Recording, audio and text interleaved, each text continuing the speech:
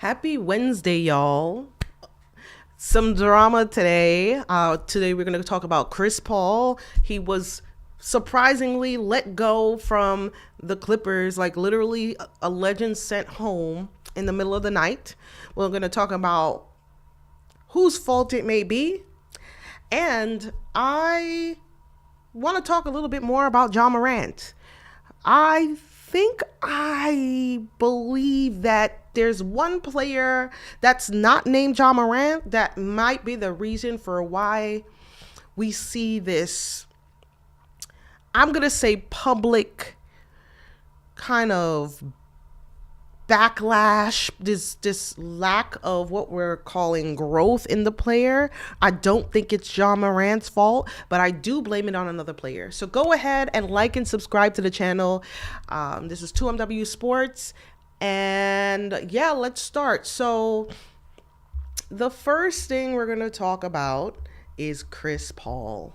Lord have mercy. So Chris Paul let the world know via his one of his stories, whether it was X, Instagram, whatever, that he was asked to go home.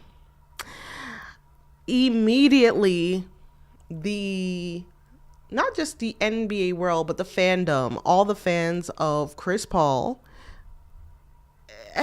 basically felt for him, because this was his last year as like an NBA player. He announced a few weeks back that this would be his last year, so this is more like a farewell season, or well, it was supposed to be a farewell season for him, and it's gonna end.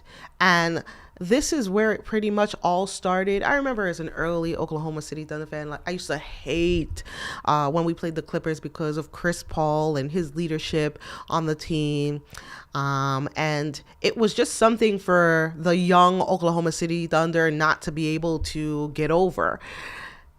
There were parts of Chris Paul, though, that I never really meshed with, and that was his earlier antics. Hold on, I misspoke, because Chris Paul definitely did not start with the Clippers, but that's where his most I would say the most effective years with Lob City was with. I believe he was with Charlotte. Let me look this up. Let me not just be caught out there. Let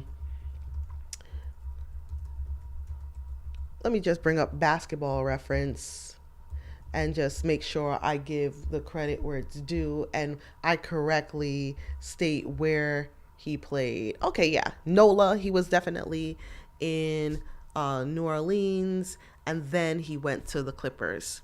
Anyway, let go. Everybody's falling apart for Chris Paul, but I just want to say that whenever you see a legend let go, like a team just abruptly gets up and trades someone that's crucial, not only to the game, but I want to say the financials. Because the Clippers could definitely have profited off of a farewell tour from Chris Paul, being that they would market that he's leaving. This is the last chance you can see him play, and so you should get tickets to see this legend. Somehow there might be a Chris Paul Reddit group of people that follow him, and they would have gotten the benefit of his last year through some kind of sales or finances. The fact that they let this go means to me, from a business perspective, that Chris Paul said something. Allegedly, I'm just going to throw allegedly. I believe that when you get to the point where management overlooks money, when they say, listen, we rather not have the dollars, we need you to go, there is a problem with how you relate or your relationship with the people that cut the checks. Because the people that cut the checks will look at the money, and sometimes they'll be like, you know what? We could deal with this player that has an attitude. We could deal with this player that's a little bit more a little bit more hands-on. We need to do more for this player. But when they say, nah, chill, we know what we could benefit from this, but we're not even gonna entertain that money. That there was a conversation, there was a confrontation, there was no coming back from.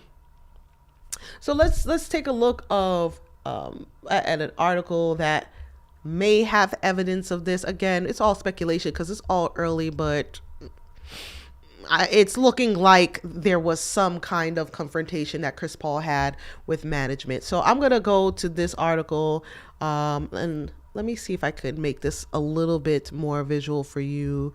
So you're only going to see my eyes. Only going to see my eyes, but that's enough. Chris Paul, this is from the New York Post, and I know you guys, not all of you like the Post, but I was looking for that particular note because I suspected the same thing with Luka. Like, Luka is the cash cow. They let the cash cow get traded. That cash cow said something that you cannot come back from, right? So here in the article, it says Tyronn Lue refused to meet with Chris Paul over negative Clippers allegations. So right up front, the coach of the team is having issues with you. And you know, Tyronn Lue has probably dealt with a lot of difficult players, but if he's not even speaking to you, there's nothing coming back. You said something that you can't come back from. Okay, so let's start with the article. It says, it seems as though the Los Angeles Clippers didn't bring Chris Paul to do what he does best.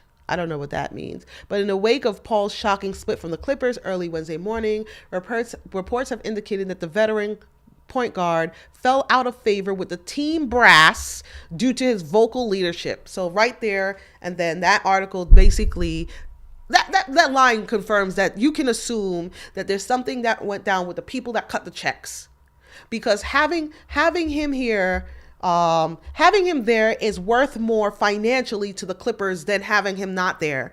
And if he was just like an awful player that was just too much to handle, they're like, damn, but we could sell like 1,000 more tickets from those diehards, so let's keep him around to make ends meet. Damn, we're going through a court case where people already think that we are doing shady things and people doing things under the table. Let's just keep Chris Paul here just to keep the waves from rolling. They were like, hell no. Even though we have controversy, even though the DOJ and all these legal entities are auditing us, even though the fans, the league looks down on us, we cannot deal with this guy. He's got to go. That is what this says to me. Because they just could have kept him. They could have let him sit on the bench until December 15th, which is when they can trade him. That's a part of his contract. And he's not making that much money anyway, so he's not costing a lot. But they couldn't even wait. They couldn't even wait till December 15th. They couldn't even say, sit on the bench and bring us money. We're not going to play you. He was vocal about something that you cannot come back from. All right. So back to the article. It says Paul has been vocal in holding management, coaches, and players accountable, which the team felt became disruptive. Revealing that the head coach Ty Lue was no longer speaking terms with the Hall of Fame players. So he probably said something about his coaching or how probably the team, I don't know.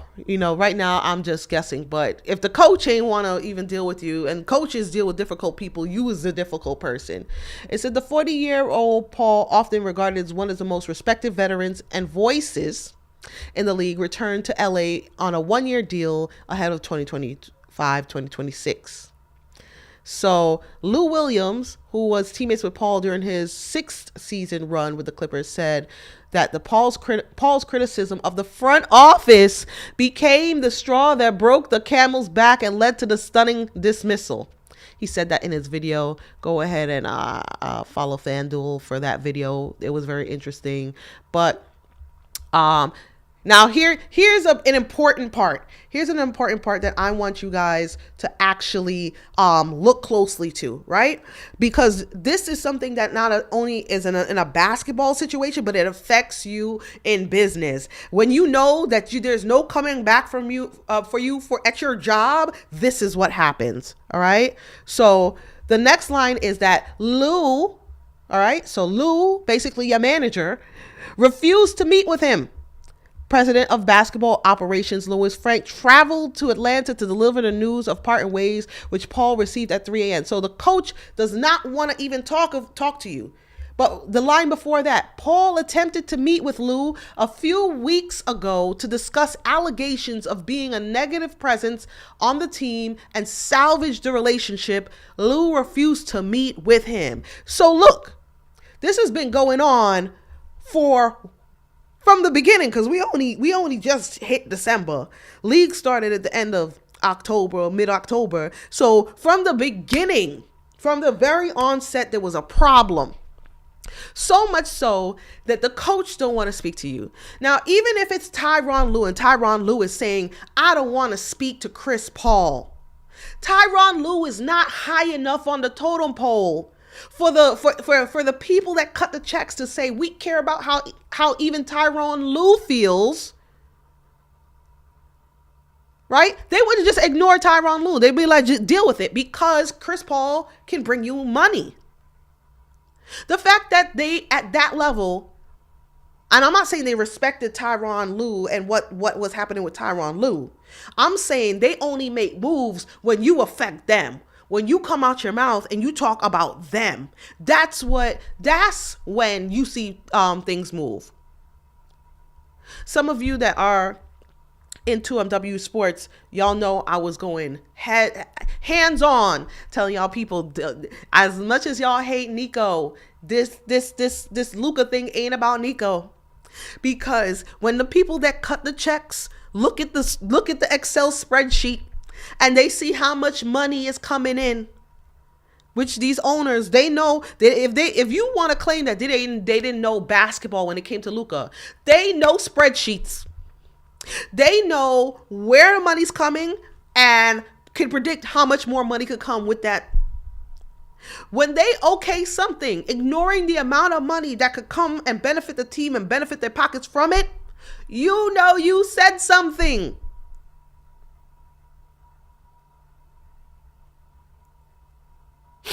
Moving on. Anyway, so it says LA is likely to pursue trade opportunities. His contract is only $3.6 million. And is fully guaranteed. Clippers will not have enough to fill its 14th roster spot, which they would have accomplished in the 14 days of the floor general. He's eligible to be traded on December 15th, like I mentioned. So, and right now the Clippers are about 5-16 with any sense of direction. And I guess things fell apart from there. So guys, just take this.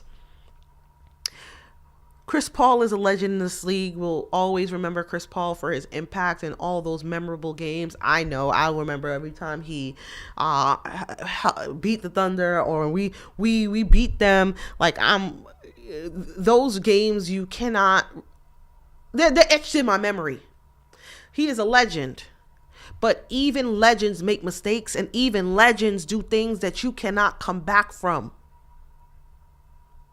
So good luck to Chris Paul. I hope he does find a team. Unfortunately, he's not going to end his career with Lob City, which is where most of the memories come from.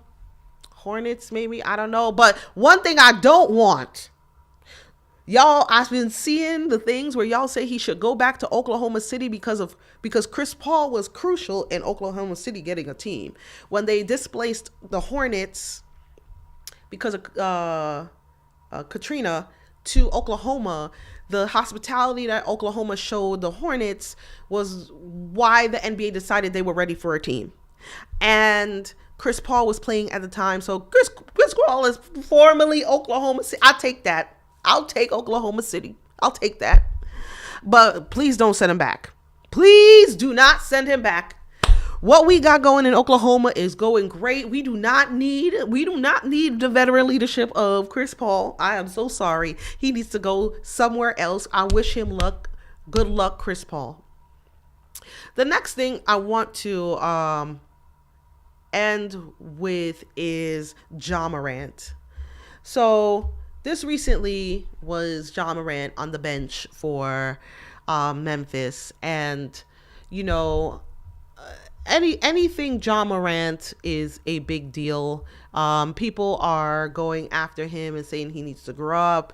And, I'm not going to say he doesn't need to grow up, but what I don't like is how badly people are piling up on this young man because he is 26 years old and still growing, and young people in their 20s do make mistakes. The problem with the Ja Morant situation for me is that we've seen this before, where the media and fans pile up on another player, young black player, I'll say it, and it ends up directing their future because their reputation is distinguished. Not distinguished. It's obliterated. By the way, not to jump back, but whenever you see people that cut checks, that have big money, make moves like that, like they fire a coach mid-season, New York Jets, when they trade their cash cow, the Mavericks, when they let go of a legend that built their history, the Clippers, you can almost guarantee that the argument that happened was around reputation, because one thing that business people will not let you destroy is their reputation. And once you get into that territory where you're arguing with them in front of their peers, so their peers look down on you, they will make a move. We don't do that. We are not trained. When I say we, I mean I'm not gonna say a lot. Black people, when their reputation is stepped on, we think this is what life is, and we're just deeper and deeper into the depression of what life and the cards that were dealt. So we don't take action, and what we do is fall into a depression.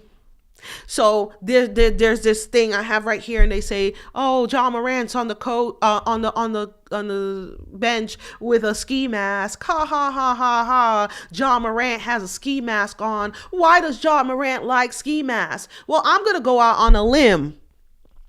I'm gonna be the one person that raises my hand and say, this is the beginnings of downward depression. He's covering his face and hiding in public view because no matter what he does, something is wrong. I'm not saying he's a perfect person, perfect child, but we're really going down. We're really hammering on this man because he flashed his legal firearm on a live stream, and I'm not pro gun or anything like that, but he didn't do anything to warrant multiple years of this kind of news, or this kind of beat down or tear down of his reputation. So while y'all sit there and laugh and be like, "Oh, he has on a ski mask. Look, he's acting like a YN." I'm like, could be, or he don't want you to even see him. I was telling a friend that I saw a video of Ja Morant when he was, maybe it must have been 3 or 4 years ago. And he was at a restaurant, and what he did was he gave the waitress a large tip to thank her for her services and things like that. And the woman was so grateful for that tip that she came over and had to speak to him and had to say thank you. And you could see on his face that he wasn't used to that type of gratitude, that people are thankful, and he kind of like played it off like, I'm just he said something like, "I'm just Jesus," or something like that. But He didn't know how to act, but he did a good thing and wasn't used to the gratitude. You could see that. What the hell are we doing? We going ham on this kid. He doesn't have any. I don't know his whole life, but I'm gonna say he doesn't have any mentors that I know of that's up front that could actually mold him in the way that you guys want him to mold himself, with no target, with no examples. Sorry to do this. I'm not that kind of person, but like, hey, we've seen his dad. Dad is the only person that I know of that has ever been able to stop the game as a parent, stop an NBA game for a fight. But there's one person that I blame. One person that I'm going to say could have been a good target or good example for him to follow, but it never came through. And I'm going to show you exactly what I mean and who I mean right now, because we're going to go through an article. So, Andre Iguodala. So I don't know if you guys remember the situation, but Andre Iguodala, after Kevin Durant decided to leave the Golden State Warriors, was traded to the Grizzlies. And the way they talk about this situation is that he was traded to the Grizzlies, but then the Grizzlies decided, it wouldn't be a good fit, so they were just looking for a new place to trade him. And so he sat out Ja Morant's rookie season, when you can make a formidable impression on a young player. He sat out because he was waiting for the next deal because it's business. And everything and all the articles written will position it like that.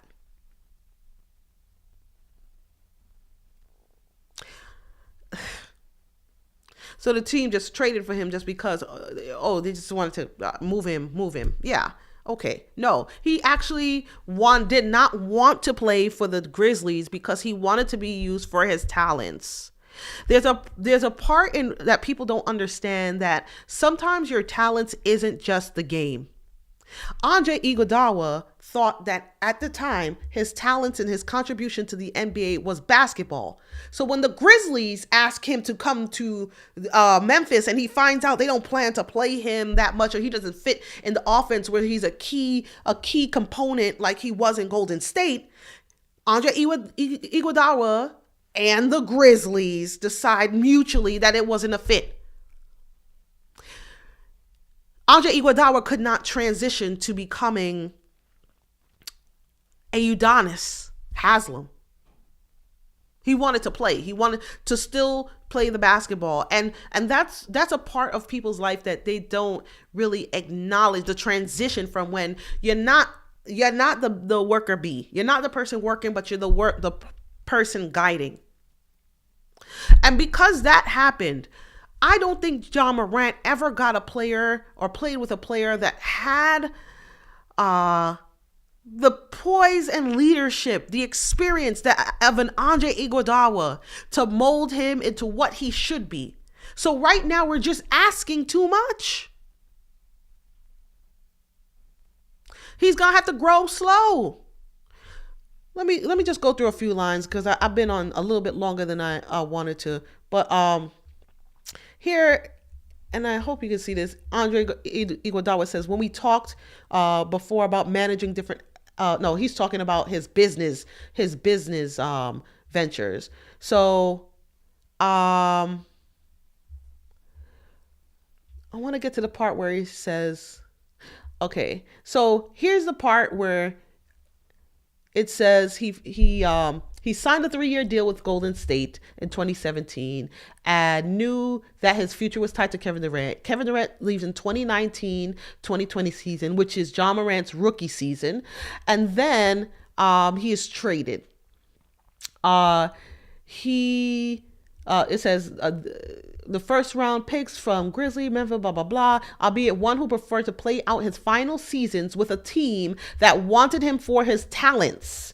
All right, so that line that line is basically code for he still wanted to play ball like basketball and not be Udonis Haslam and nurture a team or just be the old head that gives people guidance. He wanted to play.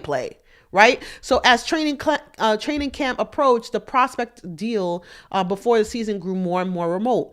Andre Iguodala remained in the Bay Area with his family, working out and immersing himself in entrepreneurial pursuits. So he never actually, I don't want to say never, but he decided to stay away from the team when he could mold a Ja Morant. Right? 4 months into the season, Memphis had not moved from that position. The Grizzlies had a compelling case, and so did Andre Iguodala, a little hard-bitten realist who appreciates the NBA as a business.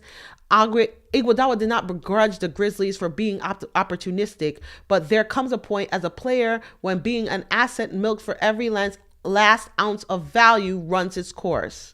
He said, it's never been, I don't want to be there, Andre Iguodala said last week. It's let's have the conversations in terms what looks best going forward. How can I be of value to you? How can you be of value to me? And how can we make that happen? So, number one, he spent all his time in the Bay Area away from Ja Morant in his rookie season, negotiating over Zoom, right? Because we're going through COVID now.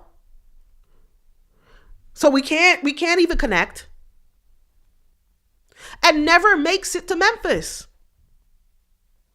Do you know what having an Andre Iguodala on Memphis Grizzlies bench would have done to a Ja Morant? His future would have been so different. Let's just look at what Andre Iguodala ended up doing, because I don't remember. Let me look at Basketball Reference. We'll pull it up and look at it together. Let's look at Andre Iguodala's future together. So Andre Iguodala does not go to Memphis, sits out the season. Let's see what he does.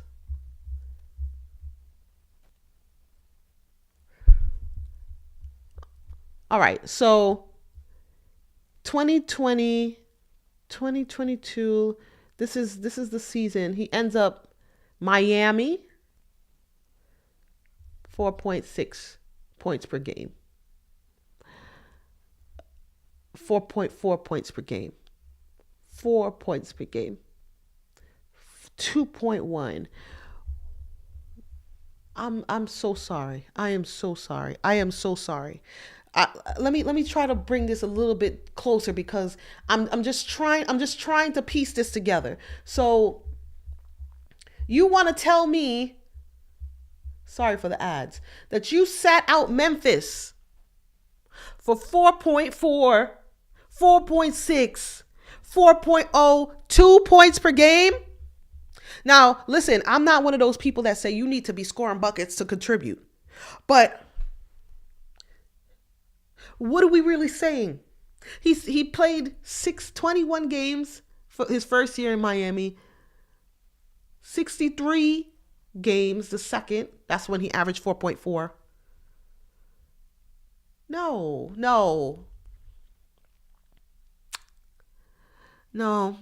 I'm sorry.